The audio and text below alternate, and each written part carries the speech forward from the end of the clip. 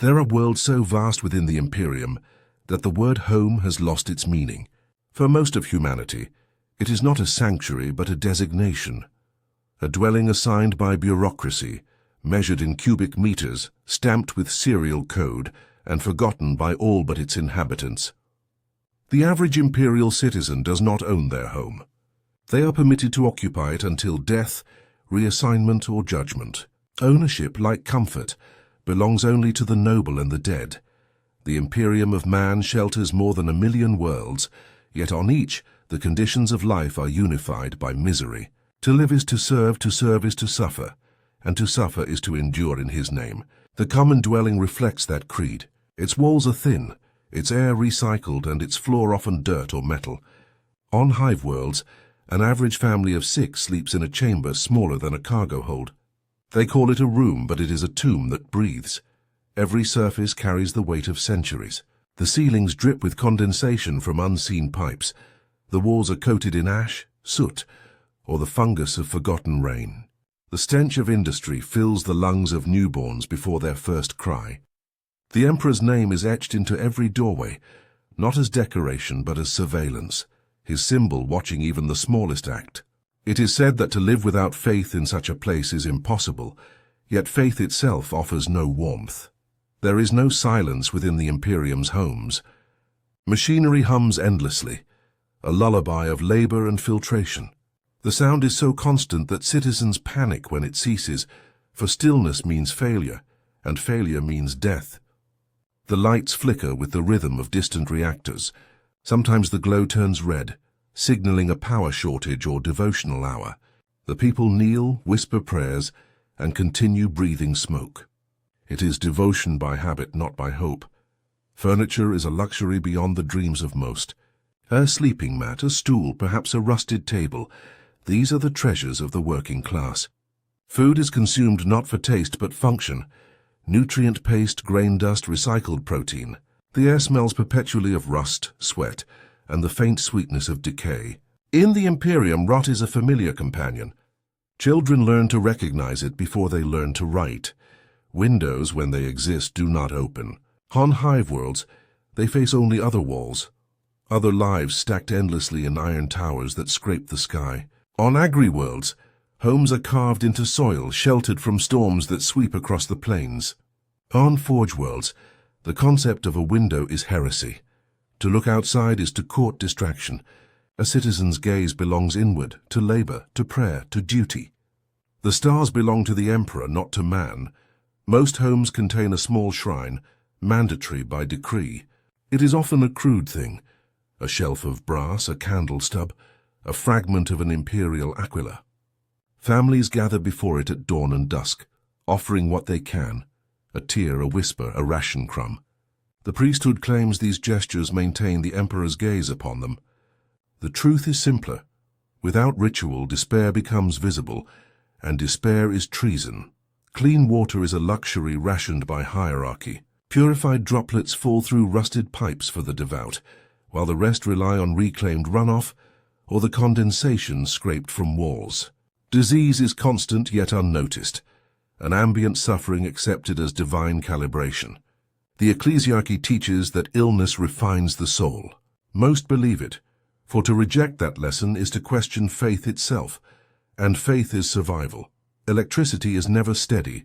A dwelling may be bathed in dull amber 1 hour, and absolute darkness the next. Citizens keep small lamps filled with recycled oil, their smoke staining every ceiling black. When the light dies completely, families huddle together in prayer, repeating the catechism of endurance until power returns. Children learn to whisper it before they can count. It replaces lullabies, for music is rare and silence is forbidden. Air is recycled thousands of times through labyrinthine ducts. It carries whispers, rumors, and the dust of the dead. A breath in one home may once have belonged to another hundreds of levels above. People joke that the Emperor's blessing travels the same way, filtered, reused, never clean, but always necessary. It is the kind of humor only possible among those who no longer laugh. Across hive worlds, the structure of housing is layered by worth. The upper levels receive sunlight filtered through stained glass. Their dwellings slightly larger, their air less poisonous. The lower levels descend into industrial dusk. Their homes are carved from forgotten storage bays, corridors, and collapsed rail lines. Entire generations live and die without seeing the sky. They call the ceiling the steel heavens. It is both roof and God.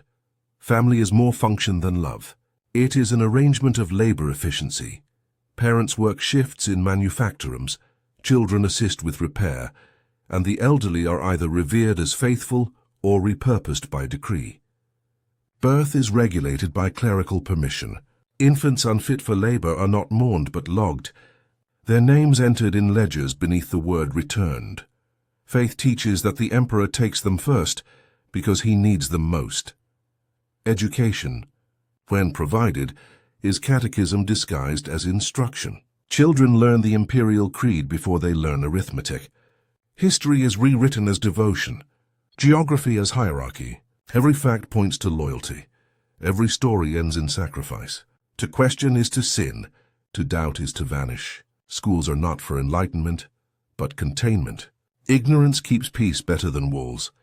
In many homes, relics are inherited, not objects of beauty, but survival.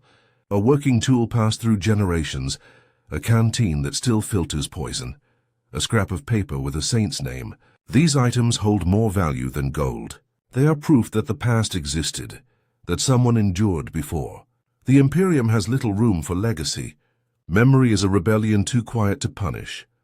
Communication between dwellings is rare. Privacy is discouraged, but contact is dangerous. Neighbors are potential informants, and every word can become evidence of disloyalty. Still, they share glances, gestures, small kindnesses, a crust of bread, a patch of cloth, a warning before a raid. The smallest mercy carries the weight of sin. To be kind is to risk attention, and attention kills faster than starvation. Festivals exist, though joy does not. They mark holy days decreed from above, celebrated through fasting and recitation. The streets fill with incense smoke and hollow hymns. The faithful wear ash instead of color. To outsiders it may look like mourning. To the Imperium it is celebration. The Emperor's light shines brightest through obedience, and obedience is indistinguishable from grief. Pets are rare and affection rarer. Rats, insects, and vermin are the closest companions most will ever have. Yet even they are blessed. Pestilence is proof of life, and life is divine. On some worlds, citizens keep insects as omens, feeding them crumbs as offerings to ward off plague. The priests call it superstition. Secretly, they do the same. Sleep comes uneasily. The hum of machines never fades, and the temperature shifts without pattern. Dreams are considered dangerous, fragments of the warp bleeding into weak minds. Morning prayers are designed to purge them. Sleep, like rest, is rationed. Some die simply because they stop waking. Their bodies are carried away before dawn, replaced before dusk. The system never pauses long enough to notice absence. The average imperial home, if such a thing exists, is not a place but a condition. It is a compression of duty, faith, and exhaustion. Its walls hold not memories but commands. To live within it is to exist as a cog in the Emperor's endless machine, spinning without question, wearing down in silence. Comfort is treason. Hope is heresy. Survival itself is the holiest prayer. And so the Imperium continues, an empire of 1,000,000 worlds, each filled with homes that are not homes, families that are not families, and citizens who are both worshippers and fuel. They do not live in the light, they endure beneath it. In the Imperium, even the act of breathing is an offering, and every moment of life is a slow, reverent death. The Imperium's cities rise and sink like monuments to contradiction. Each hive is a continent of steel stacked upon itself, built by hands long dead, maintained by those born only to decay within its walls. The structure is eternal, its purpose forgotten. Generations labor beneath the weight of foundations laid before memory. The hives are called eternal because no one survives long enough to see them fall. The upper spires of a hive world are cathedrals of privilege. There the air still remembers purity, filtered through layers of sanctified machinery. Nobles and priests dwell behind gilded glass, their walls carved with scripture, their corridors scented with incense instead of rust. They live not in ignorance, but in isolation, believing the world beneath them to be myth. The concept of below exists to define their holiness. Below the spires lies the mid-hive, the realm of function. Administrators, manufactorum overseers, and low-level clergy populate these levels. Their homes are wider, cleaner, though still bound by concrete faith. Their windows face light filtered through gold-tinted glass, giving the illusion of sunrise. It is artificial, but they call it divine. They live by ritual and efficiency, reciting the emperor's name before meals and after profits. Their luxury is order. Further down, light becomes rumor. The lower hive stretches beyond comprehension, a labyrinth of corridors, foundries, and forgotten shrines. Here the air is poison but still precious, and the ground sweats black oil. Homes are built into pipes, carved into the sides of forgotten reactors. Assembled from wreckage, walls breathe heat and sickness. 1,000 machines pump and scream, their purpose long extinct. The people sleep to the rhythm of decay. In the underhive, architecture loses meaning. It is a graveyard of the Imperium's failures. Broken stairways lead to nowhere. Elevators open into darkness, and bridges hang above pits filled with fog and memory. The people call it the Emperor's basement, half in jest, half in prayer. Every surface is marked with graffiti, half devotional, half despair. The aquila is scratched beside curses. Even faith must coexist with rot. Each layer believes itself eternal. The nobles think the hive cannot fall because the emperor wills it so. The workers believe it endures because they do. The underhivers know it survives because it has forgotten how to die. Yet the structure shifts constantly. Earthquakes from ancient reactors, collapses from corrosion, fires from friction. When entire districts vanish, the upper hive sends no word. The lower hive sends no prayer. The dead are simply absorbed into the system. The sound of the hive is perpetual.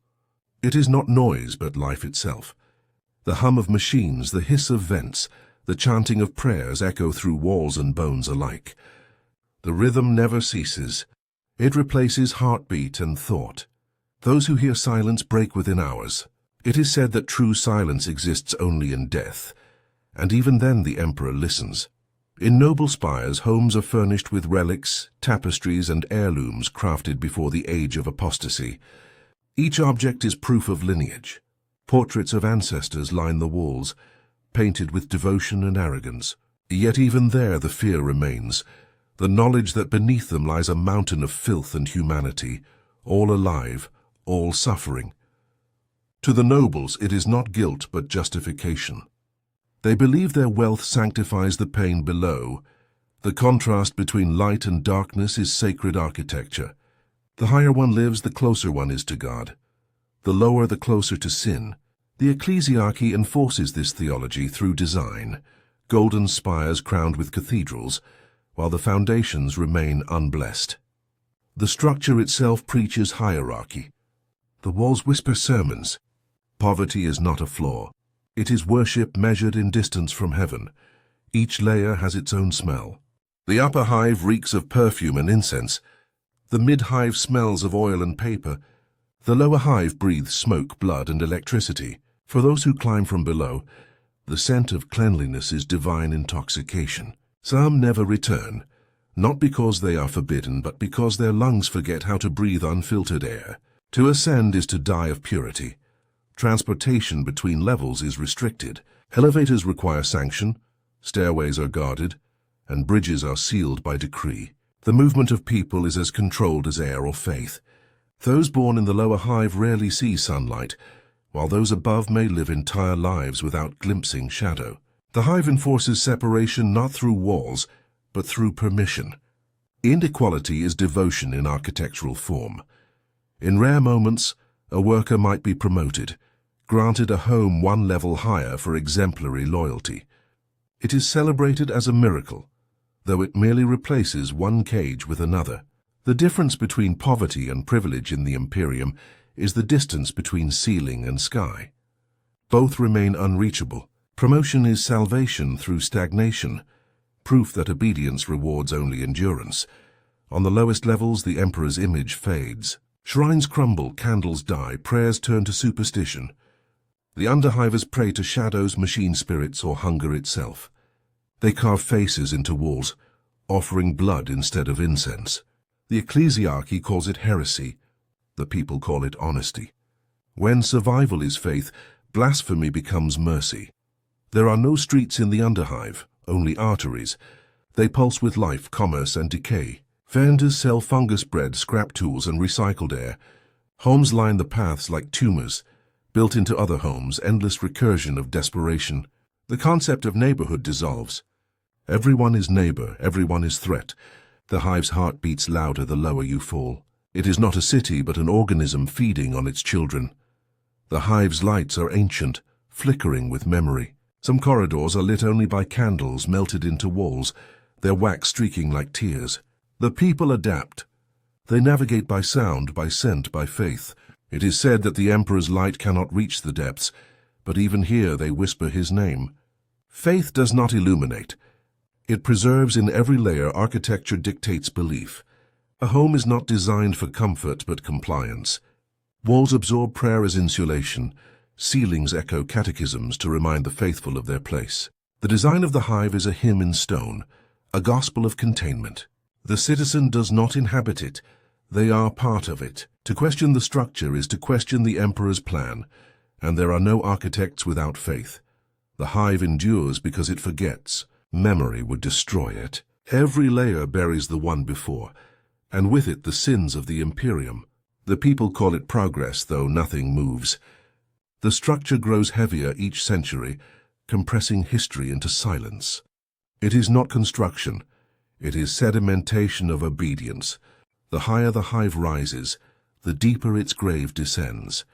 And so the average home within the Imperium is not measured by walls or warmth, but by altitude. The higher one dwells, the thinner the air and the greater the illusion of grace. The lower one sinks, the thicker the devotion and the closer the truth. Between them lies the weight of civilization. Millions living in stacked despair, all dreaming the same dream, that suffering, if performed long enough, might one day be mistaken for salvation. Faith is the only constant in an empire that devours itself. It fills the gaps where reason once lived. The average imperial citizen does not believe because they choose to. They believe because disbelief is a luxury beyond their means. Within each home, the Emperor's presence is absolute, not as a god who answers prayer, but as an idea that replaces thought. To live without him is to stop existing in every practical sense. Every dawn begins the same way. The bell of devotion tolls through the hive, reverberating across layers of steel and ash. It is not a single chime, but a chorus of mechanical lungs, carried through ventilation systems and vox speakers. Families kneel beside their shrines, whispering catechisms until the air tastes of dust and reverence. Those who fail to recite before the tone ends are marked in the registry as late to light. Records are eternal. Forgiveness is not. The shrine is the center of every home. It may be a sculpted brass icon, a printed aquila, or simply a square of wall kept clean while everything else decays. Offerings vary. A grain of food, a tear, a whispered confession. The poorest sometimes offer blood. The act itself is what matters. Devotion must leave a mark. A clean wall without stain is a blasphemy of neglect. Faith is maintenance, physical and constant. The Emperor's image watches from every direction. His eyes are painted on walls, stamped into coins, carved into spoons. In some districts, the water taps bear his likeness so that every act of drinking becomes a ritual. The people do not see surveillance. They see protection. Faith is engineered convenience, each repetition a tool of stability. It keeps the mind occupied, the body obedient, the soul preoccupied with fear instead of hunger. In every neighborhood, a vox terminal recites the litanies of labor at regular intervals. The voice is metallic, ancient without emotion. It praises work, condemns rest, sanctifies exhaustion. Citizens repeat the verses while they sweep, weld, or breathe. It becomes rhythm more than language, muscle memory mistaken for prayer. Some claim to hear their own names hidden within the broadcast, a whisper of judgment disguised as blessing. Propaganda replaces imagination. Posters peel from walls, proclaiming that happiness is heresy, that obedience is love, that suffering is the Emperor's kiss.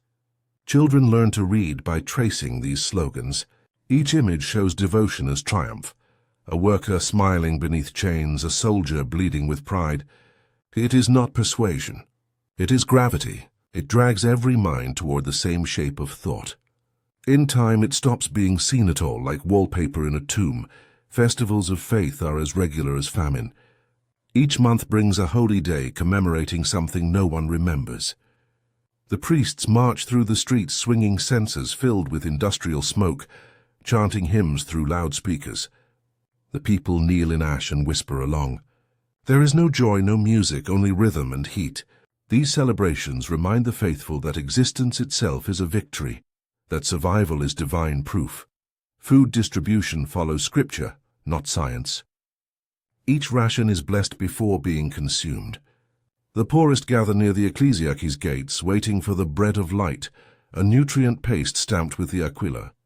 It tastes of nothing, but to reject it is treason. Families eat in silence, heads bowed. Thaler prayer is recited with every bite. May my hunger fuel his endurance. The words pass from parent to child until they are indistinguishable from breathing. Every emotion has a ritual to contain it. Grief is performed in the open but timed by decree. Mourners are allowed 3 hours to cry, after which the body is claimed by the sanitation guilds. Anger must be confessed within 12 hours, or it festers into blasphemy. Even love is bureaucratically controlled, sanctified by the Adeptus Ministorum. Marriage is less union than contract, the binding of two souls for efficient reproduction. Passion is seen as weakness, affection as distraction. Education ensures that every child knows their worth. Small, replaceable, essential. Lessons begin before sunrise and end only when exhaustion silences questions. History is rewritten as worship. Every story ends in sacrifice. The emperor's miracles are described as factual physics. The warp is renamed divine turbulence. Teachers are priests wearing ink-stained gloves. To fail in studies is to fail in faith. Ignorance is the only permitted wisdom. Art survives only in propaganda. Music is limited to hymns, painting to icons, sculpture to saints. Creativity is filtered through faith until it becomes indistinguishable from repetition. A worker who sculpts without sanction is reported, questioned, and often corrected. The people are told that inspiration is dangerous, that beauty without scripture invites corruption. And yet, in the shadows, some still draw forbidden things. Stars, faces, the memory of color. The church is the hive's heartbeat. It is not a sanctuary, but an engine of order. Its walls are blackened by candles that never stop burning. Within, priests chant endlessly, their voices amplified by vox units that distort devotion into mechanical thunder. The faithful gather not for hope, but for affirmation, to be reminded that their suffering is sacred, that endurance is prayer, that doubt is death. The ritual is not meant to heal. It is meant to stabilize. Confession is public. Citizens kneel before the local confessor, who records sins on parchment. The list is endless. Hesitation at work, incomplete prayer, laughter during fasting, sleeping too deeply. The punishment is ritual cleansing, scraping the floor with bare hands until blood appears. Some confess sins they never committed, just to feel seen. The priests say this pleases the emperor. It also empties the self. Sleep, too, has its theology. The last prayer before rest is a request for dreamless oblivion. Dreams are dangerous. They suggest imagination. The faithful repeat, "Let me wake with purpose, not memory." It is a prayer both humble and horrifying. In the morning, they rise with the same thought, the same fear, the same routine. Repetition is mercy. Change is chaos. Children's games mimic sermons. They play inquisitor, taking turns accusing one another of heresy, or servitor, where the loser must stand still and silent for hours. Laughter is cautious, rare, often followed by apology. Even innocence must resemble obedience. The emperor watches, they say, even in play. And so childhood becomes rehearsal for subservience, a miniature version of worship built from fear. Faith extends beyond walls. Each dwelling block has a guardian saint, a name chosen by decree. Statues of these saints crumble with age but remain untouched. To repair them without authority would be to rewrite holiness. People whisper to them as they pass, leaving scraps of cloth or teeth as offerings. The saints never answer, but the ritual continues. The silence is proof of divine attention. Once each year, every household undergoes the purity audit. Clerics inspect shrines, verify prayers, and examine dwellings for unauthorized thought. Books are rare, but if found, they are confiscated and burned while the family watches. The ashes are mixed with incense and stored in the church vaults. It is said that the emperor reads these ashes in his eternal wisdom. None dare ask how.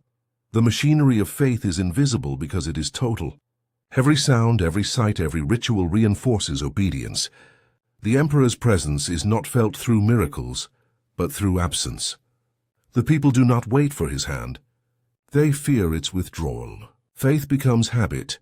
Habit becomes survival. Survival becomes proof. The loop is endless, self-sustaining, and unbreakable. To outsiders, the Imperium appears brutal. To its citizens, it appears inevitable. In a galaxy ruled by war, mutation, and void, certainty is worth any suffering. The average Imperial home is not simply a place of devotion. It is a cog in a vast divine engine, turning endlessly beneath the Emperor's unblinking gaze. Its inhabitants pray not for deliverance, but for continuation. In the Imperium, to keep breathing is proof of righteousness. The Imperium does not rule through armies alone. It rules through exhaustion.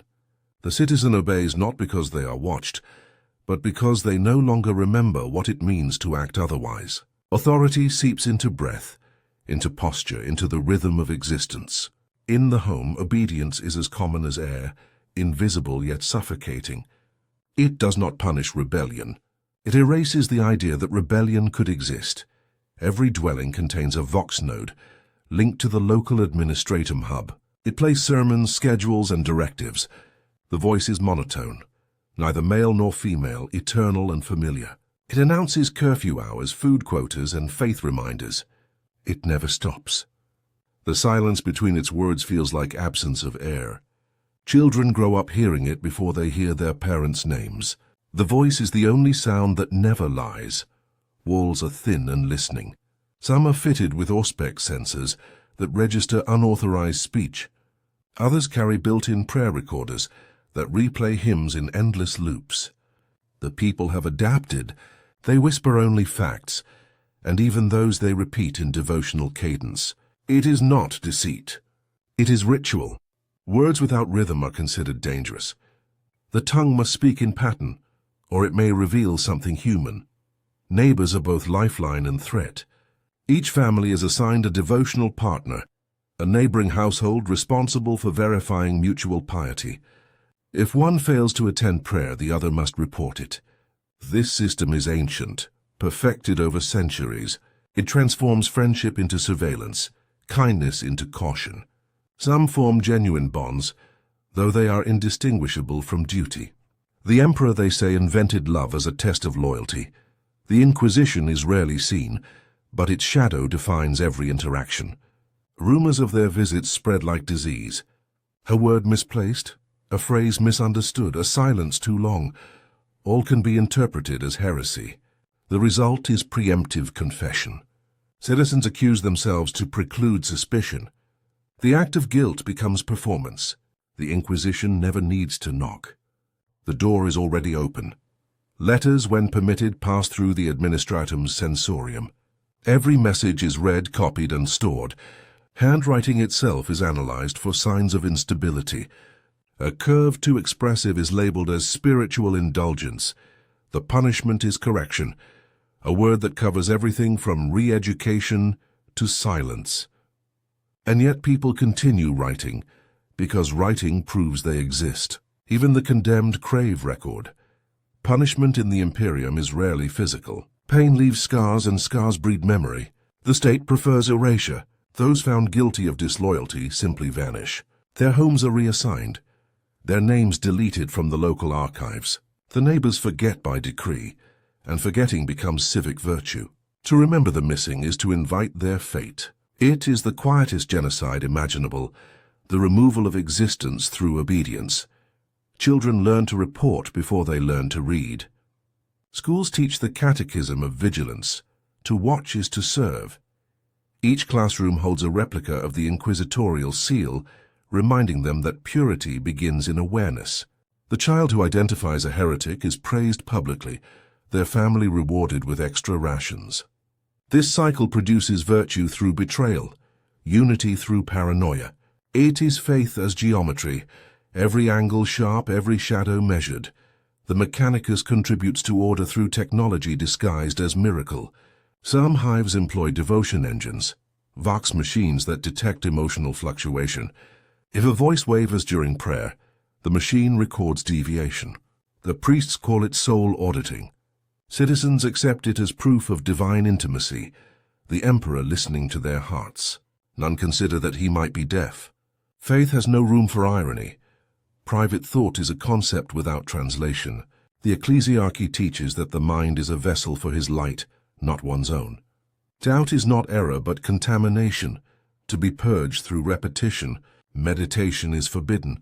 Stillness invites reflection. The faithful fill every pause with prayer, every silence with sound. To be alone is to be unsupervised. Solitude is the closest thing to sin that has no name. Families survive by acting as one body. Each member monitors the others, ensuring prayers are spoken, tasks fulfilled, and fear properly displayed. It is not malice, it is mutual preservation. To love someone in the Imperium is to fear for them. Parents correct their children not with anger, but devotion. I punish you because I believe in you, they whisper, and the words are true. Love becomes indistinguishable from control. The smallest act of compassion can be fatal. To share extra food, to speak without reciting the emperor's name, to close a dying neighbor's eyes, each could be interpreted as rebellion. The result is moral paralysis. Goodness becomes as dangerous as sin. Citizens learn to mimic faith without feeling it, to survive in a theater of devotion. In time, the performance replaces the soul. Festivals of purity are the empire's greatest display of obedience. Entire districts gather to confess as one. Priests march through streets carrying censers filled with ash, chanting, "His gaze is eternal." Citizens line up, heads bowed, reciting faults they do not understand. The ritual lasts days. By its end, they are too exhausted to think. The Inquisition calls this mass inoculation against heresy. It is the only cure that never ends. Rumors of rebellion exist, but never reach the surface. A whisper travels down one corridor and dies in the next. Some claim to have seen insurgents. Others swear they are myths spread by the ecclesiarchy to reinforce obedience. It no longer matters whether resistance is real. Its imagined existence maintains faith. The threat of hope sustains fear better than truth. Technology ensures memory remains loyal. Cogitators record everything, storing fragments of prayer and speech in archives older than the hive itself. The administratum uses these fragments to create patterns, predicting disobedience before it occurs. They call it the emperor's algorithm. The citizens never see it, but they feel its weight in their schedules, their dreams, their prayers, adjusted to match divine rhythm. Marriage functions as both reproduction and surveillance. Partners are assigned through compatibility tests conducted by local clerics. The criteria are simple: piety, endurance, docility. Love has no metric. Those who fall in love unassigned must petition for validation. Few receive it. Unauthorized affection is labeled spiritual misalignment. Lovers caught outside sanction vanish quietly, their devotion rewritten as heresy. Some homes still harbor secret relics, banned books, unapproved icons, fragments of pre-imperial art. These objects are not rebellion but nostalgia. They remind their owners that humanity once created without permission. To possess one is a mortal crime, yet citizens hide them anyway. When discovery comes, they accept death calmly, as though caught in prayer. The risk itself becomes sacrament. At the end of each day, curfew sirens howl through the hive. Lights dim, doors seal, prayers resume. Citizens kneel in the dark, thanking the emperor for endurance. Sleep follows swiftly. Dreams, if they come, are silent.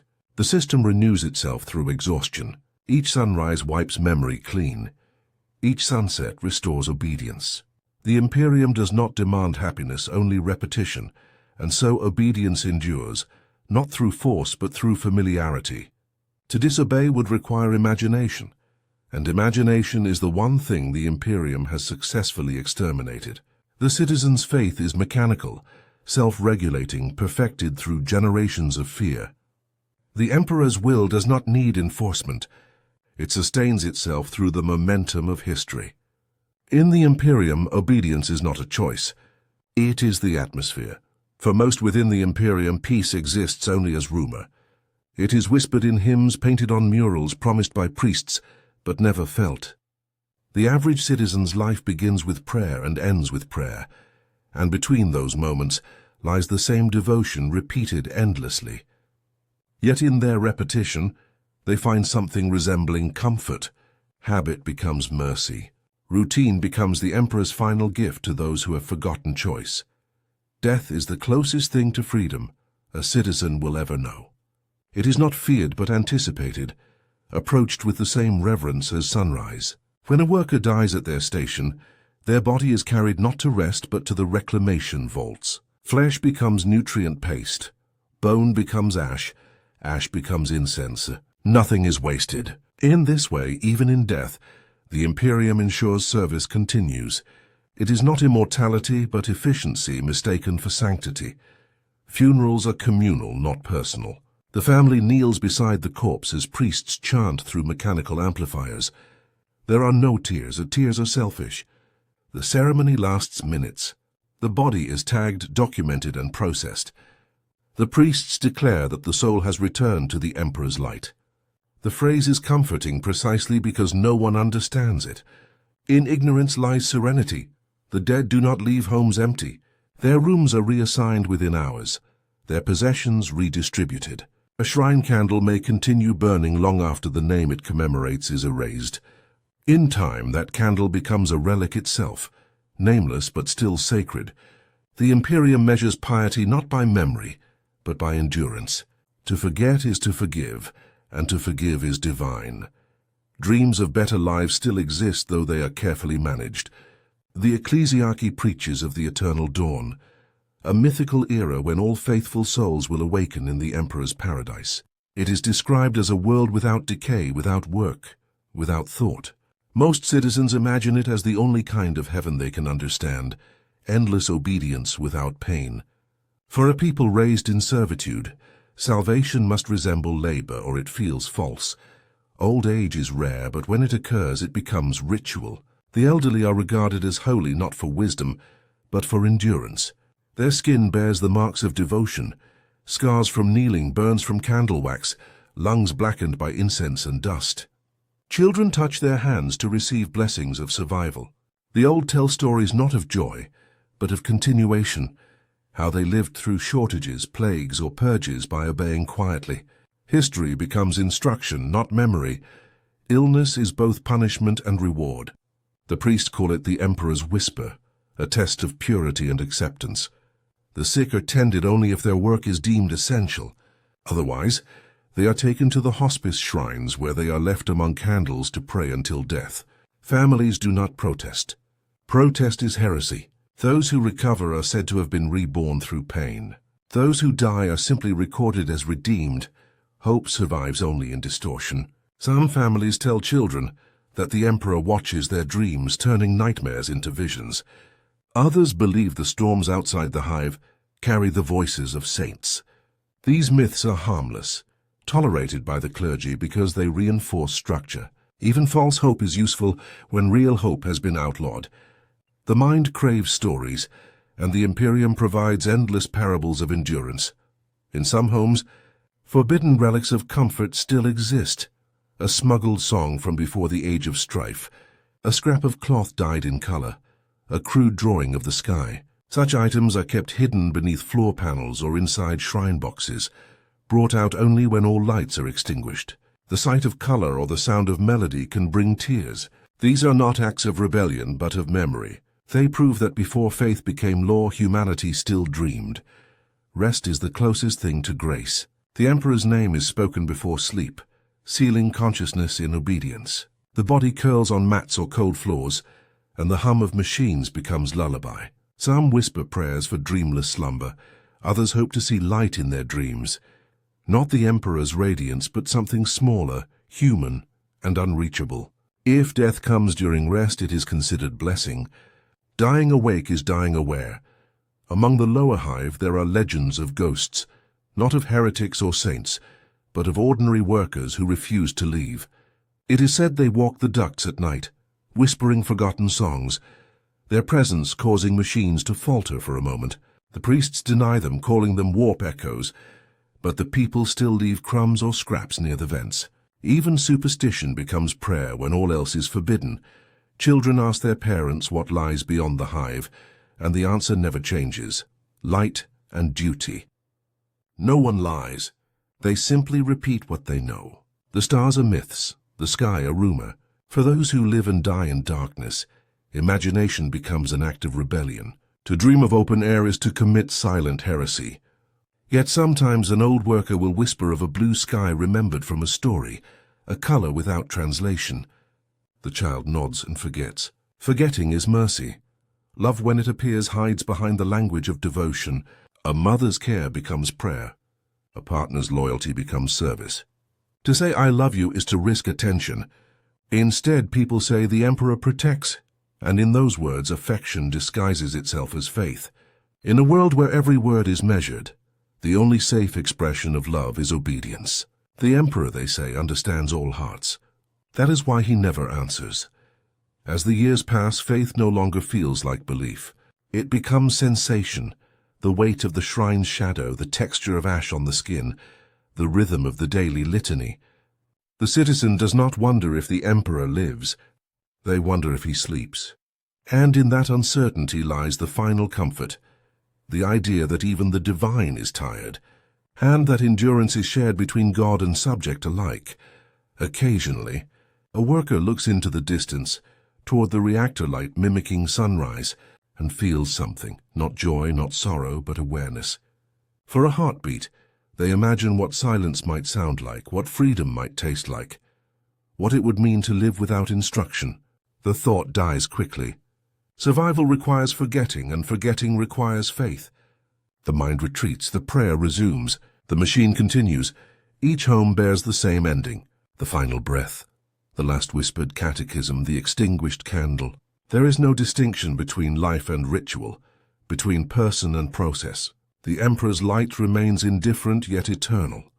In the quiet that follows, another child begins the same prayer in the same room, beneath the same flickering lamp. Continuity is worship. Worship is eternity. To outsiders, the Imperium is monstrous. To its people, it is divine necessity. Their faith sustains them more completely than air. They do not seek meaning. They are meaning, each breath a hymn, each death an offering. And though they will never know peace, they will die certain that peace exists somewhere, perhaps beyond stars, perhaps in silence, perhaps in the emptiness that follows obedience. The Imperium endures not because it must, but because no one remembers an alternative. Home, faith, and life are all one mechanism, spinning endlessly in the Emperor's name. The people do not dream of paradise. They dream of continuation, the comfort of repetition, the holiness of familiarity. In the grim darkness of the far future, even despair has been sanctified, and so the story ends where it began, in a room smaller than memory, beneath a shrine lit by a dying candle. A family kneels, repeating the same words their ancestors spoke, the same words their descendants will inherit. Outside, the hive hums, the world turns, and the Emperor remains silent. But within that silence, billions find meaning. For them, that is enough.